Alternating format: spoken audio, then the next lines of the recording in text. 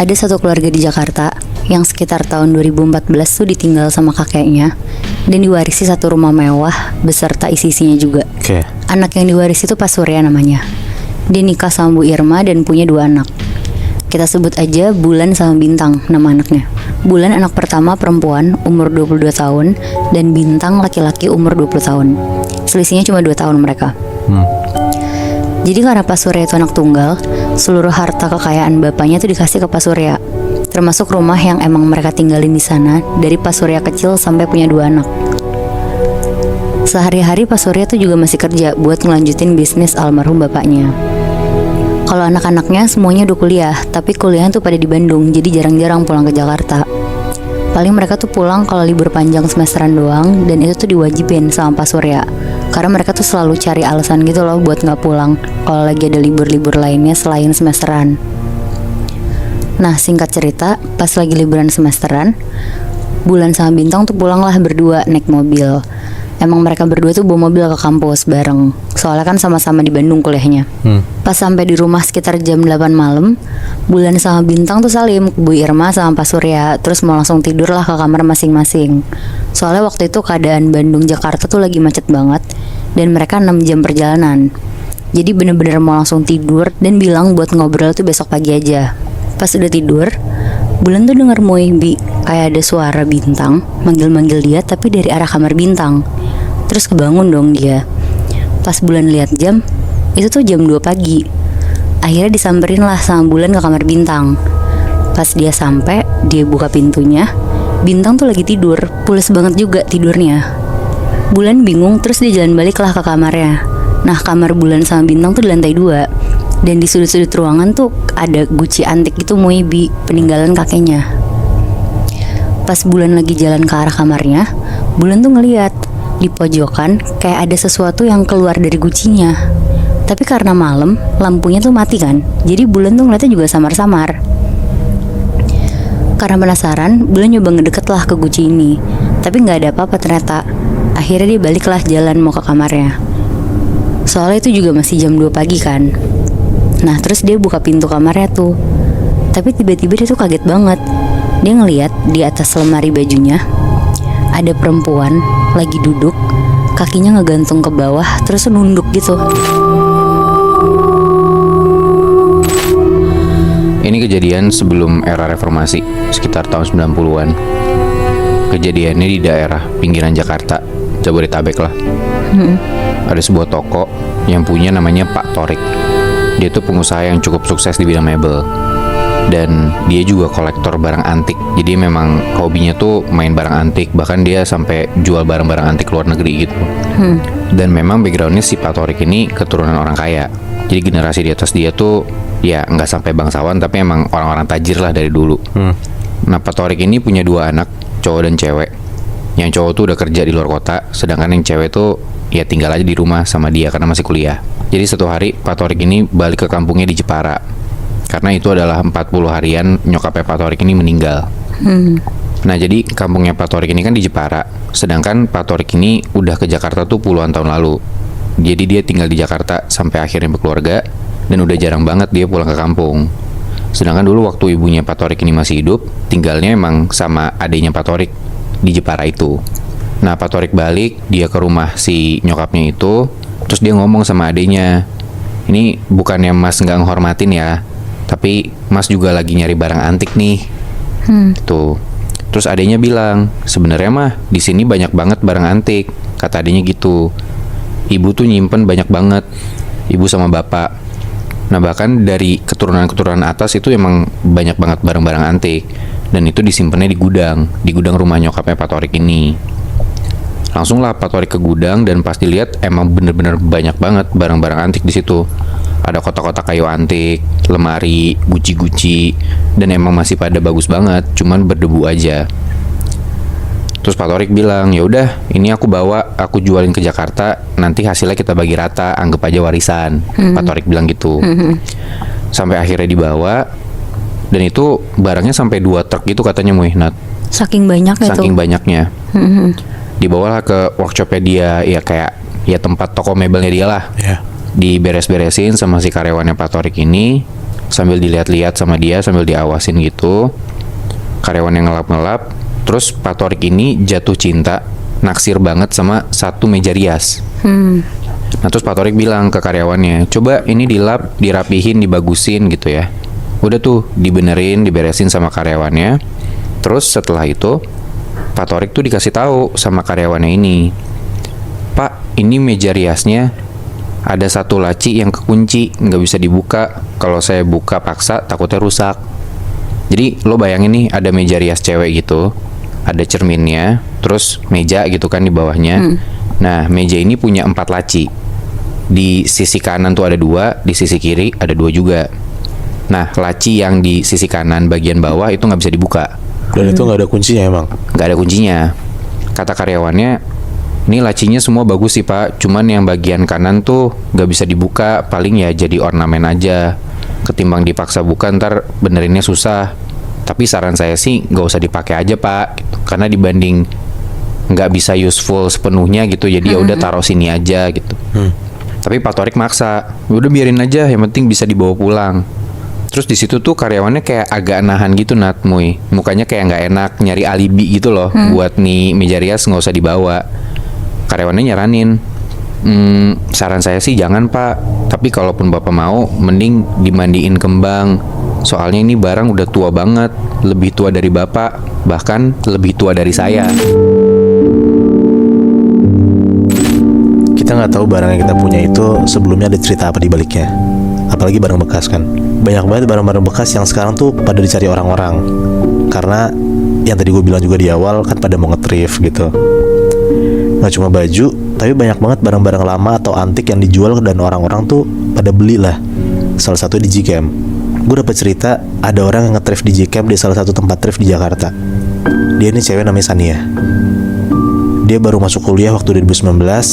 Dan pas baru masuk kuliah, banyak banget circle barunya Sania ini yang ternyata pada suka-suka foto culture-culture gitu.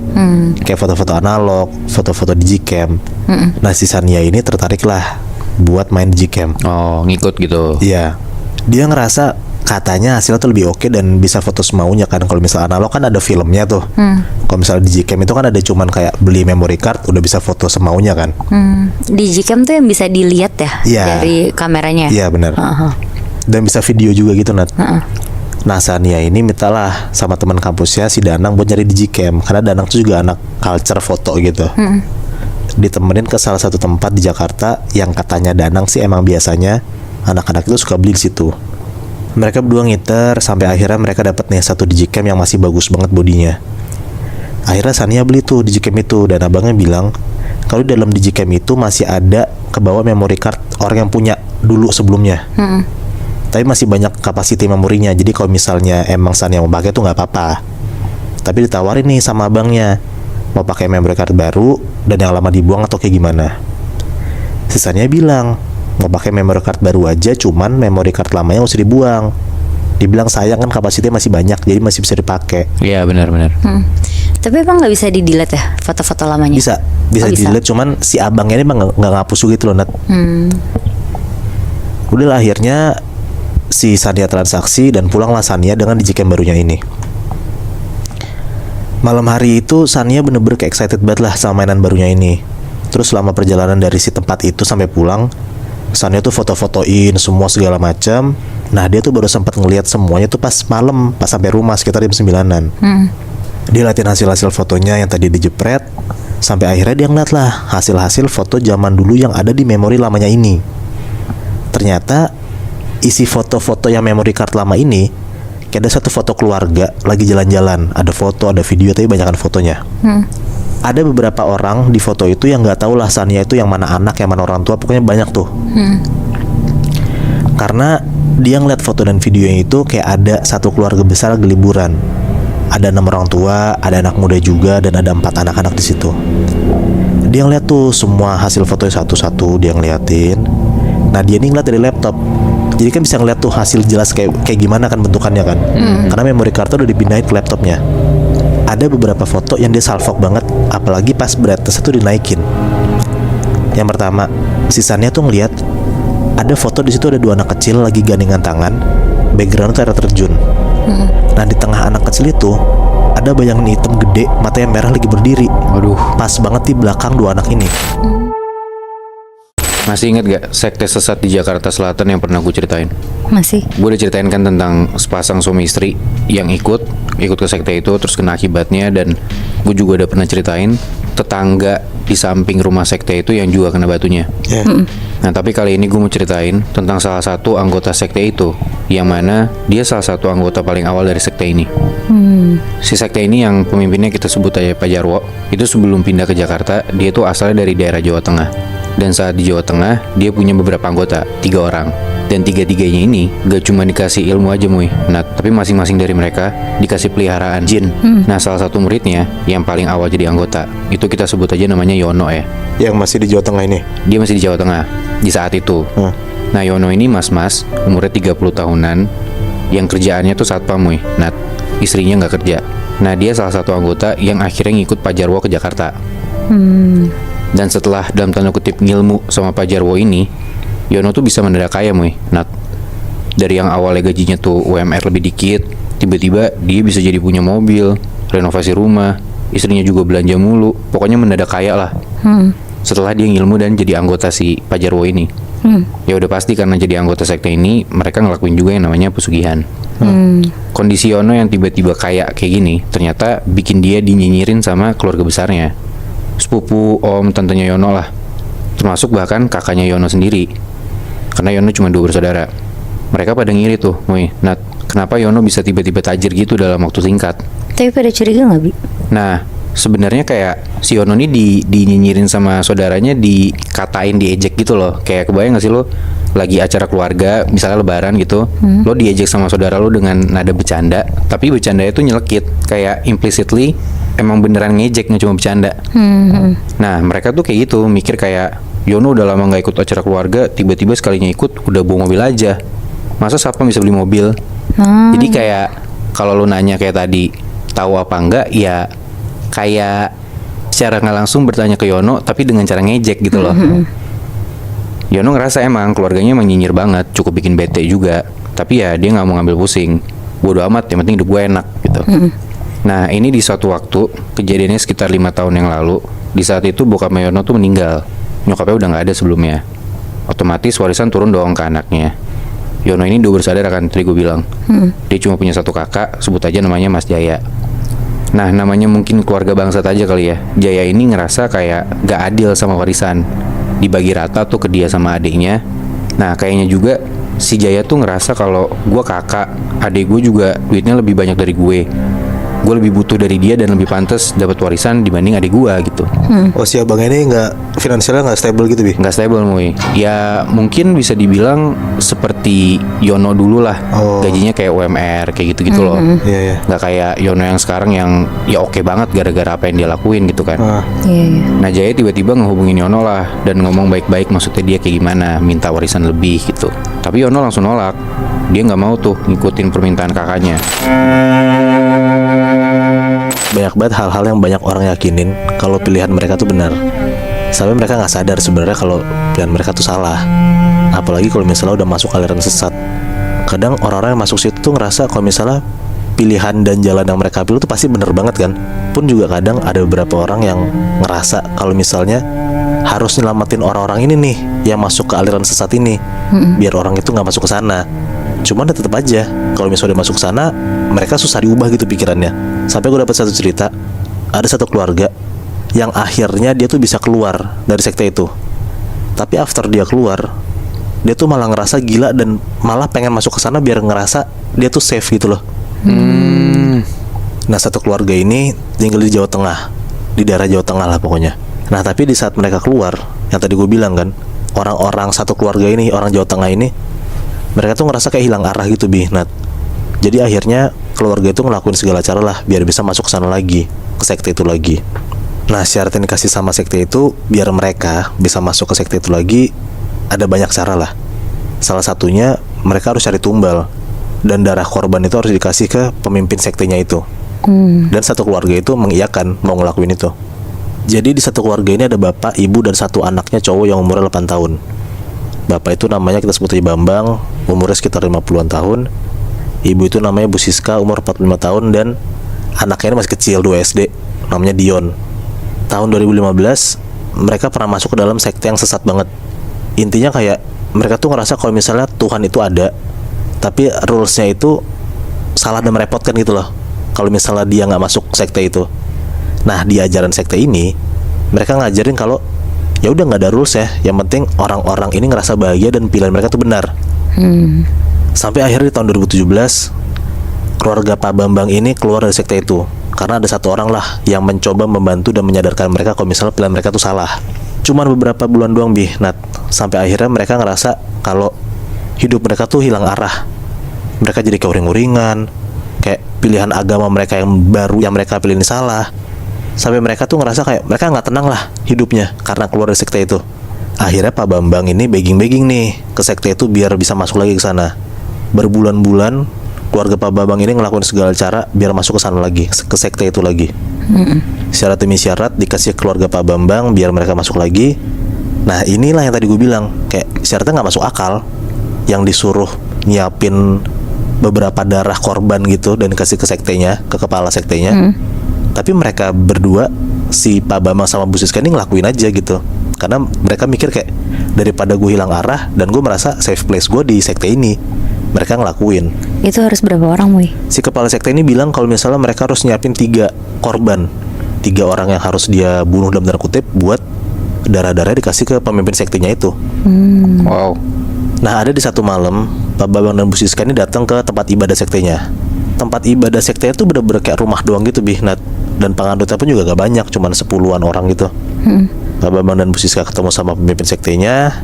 Dan ternyata pemimpin sektenya tuh awalnya bener-bener gak mau banget nerima keluarga Pak Bambang. Karena kayak, ya lo udah cabut, ya udah cabut aja, lo ngapain masuk lagi ke sini gitu.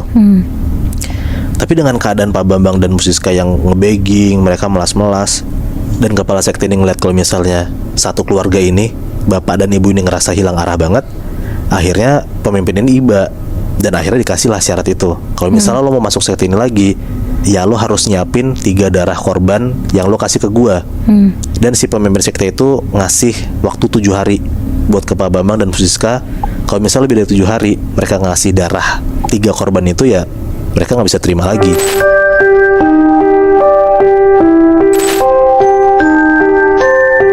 Jadi ada satu keluarga yang terkenal kaya banget, tinggalnya tuh di Bandung. Nah, saking kayanya keluarga ini, dalam satu komplek perumahan, rumahnya mereka tuh sampai ada 10 di sana. Buset. Wow. Keluarga ini kita sebut aja keluarganya Pak Bayu. Pak Bayu udah tinggal di perumahan itu tuh dari tahun 88, pas baru menikah sama istrinya, Bu Diah. Dari isi perumahan itu cuma ada 3 rumah, sampai sekarang tuh udah ada 30 lebih rumah di sana. Dan 10 rumahnya punya Pak Bayu? Iya bener, Muy. Buset. Jadi gue mau ceritain gimana awal Pak Bayu tuh bisa sekaya yang sekarang. Oh, berarti ini mereka belum punya 10 rumah yang lu bilang tadi? Belum, Bi. Ini awal mula Pak Bayu bisa punya sampai 10 rumah di perumahan itu. Oke. Pak Bayu tuh kerjanya di pertambangan di Kalimantan. Jadi untuk dia pulang ke rumah juga hitungannya tuh jarang. Bu Diah pun tuh udah biasa ditinggal kerja sama Pak Bayu. Karena kalau kerja di pertambangan itu kan emang pulangnya beberapa bulan sekali. Dan pas banget setelah 2 tahun menikah, mereka tuh dikasih anak pertama.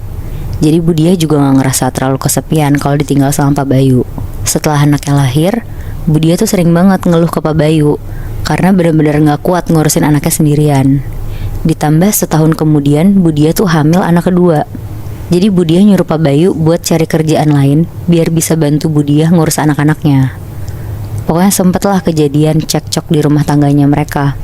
Pak Bayu ngerasa susah cari kerjaan di Bandung, tapi Bu Diah tuh maksa untuk Pak Bayu tuh tetap di Bandung.